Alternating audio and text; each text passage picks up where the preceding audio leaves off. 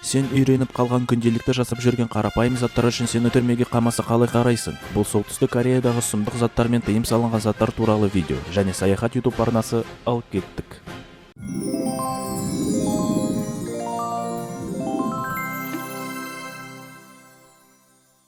Солтүстік Кореяның азаматтарына теледидардан тек қана мемлекеттік насихаттан басқа ештеңені де қарауға болмайды. Соңғы 2 жылда Солтүстік Кореяда 100-ден астам адамды жария түрде өлім жазасына тартқан, өйткені олар Оңтүстік Кореяның арналарын қараған болатын.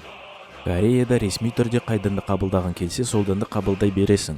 Қай құдайға сенгің келсе, сол құдайға сене бер. Бірақ бұл ресми түрде. Көптеген адамдар олардың діни сенімі үшін әртүрлі жазаға тартылып жатыр. Мысалы, 2013 жылы Солтүстік Кореяда 80 адам орталық стадионда өлім жазасына тартылған. Оларда христиандық Библия кітабы болғаны үшін.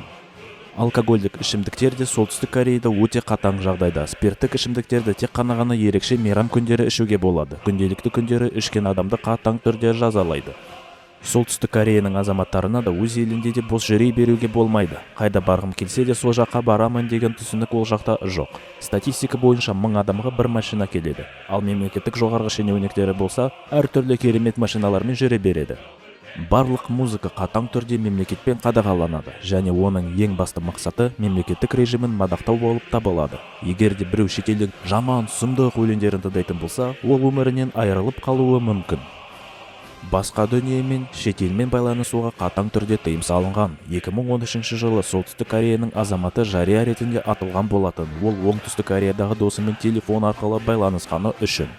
Мемлекетті сынға алып, оны ұрысуға болмайды. Егер азамат өз елін немесе оның басшыларын ұрысып сындайтын болса, оны немесе еңбек лагеріне қамайды, немесе түрмеге, әрі кеткенде өлім жазасына тартады. Солтүстік Кореяның ең сұмдық заң бұзушылығы бұл мемлекеттен кету.